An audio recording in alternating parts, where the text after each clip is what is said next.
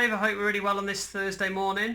I'm going to start off with a shout out to Seb. Seb has been doing twice as many short division questions recently because he found out that he didn't actually fully understand it at the beginning. So he's just done some more to practice that skill and make sure he fully understands it. So that shows a fantastic, mature attitude. So well done, Seb.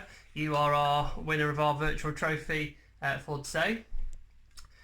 Guided reading, guys, for those that are currently on the Born to Run text, you should have finished that by now. So there is in your pack, there's an Anne Frank biography for you to do some comprehension on, and I think there's another activity tomorrow too.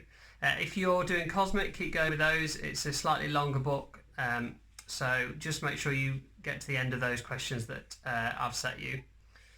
Times table rock stars, guys, slightly different for tomorrow, so no battle tomorrow, but well done to the boys. You managed just to win it. You must have been working together, so well done. Tomorrow though, I will be on around about 10 o'clock in the morning, so if you want to, you can challenge me on times table rock stars. Maths tomorrow is working out missing angles around a point. Now that's something we haven't really done yet in class, but if you watch the next video, I will show you how to do that quite easily.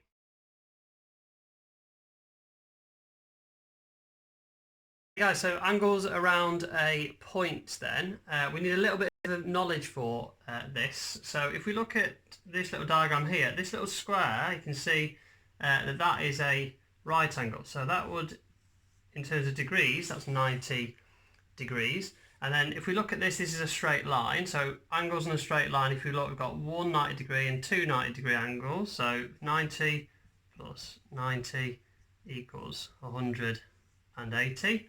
And then this is the one that we're tackling today. So it's all around the whole point, a full rotation. You can see we've got four 90 degree angles. So 4 times 9 is 36. So 4 times 90 must be 360. So that's our special number for today, 360 degrees. Okay, so if we go into this problem down here, we know that this angle here, look, is 90. And we know that this one, if you can see that is 125. And we want to know what this angle here is, and we've just called it X for now.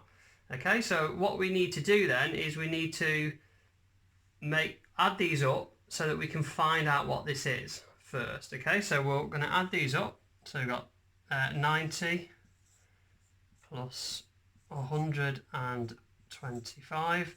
So if that was 100, it would be 225, but it's 10 less, so it's going to be 215. Okay, so these two angles all add up to 215. Now we said the whole of the angle around the point is 360. So to find what X is, we need to take away these two off it, which is 215. So we get 360, and we're going to subtract 215. So we can't take 5 from 0, so we're going to have to borrow. So make that 5. Put that over there to make that 10. So 10 take away 5 is 5. 5 take away 1 is 4. And 3 take away 2 is 1. So we've got 145. So X equals 145. Now if we add 145 up to 215, we should get back to 360. Writing for tomorrow, guys, just finish off those stories which you're writing at the minute based in the Blitz, and make sure you do some proper editing and improving. Why not ask an adult maybe to check which sections that they liked the most, and have a discussion about why they liked it, if you agree with them, and if you did, why did you, and if not, why not. Your challenge then, guys, what you should have seen in the video tonight is 4 digits that I placed around the room in places. And what I'd like to do is, from those 4 digits, I want you to create 2 2-digit prime numbers. So for example, 17 and 19, they are 2 2-digit prime numbers. and I want you to add them together to create the highest possible total which you can. There are a few ways of arranging those numbers into those two-digit prime numbers, so be careful. Good luck.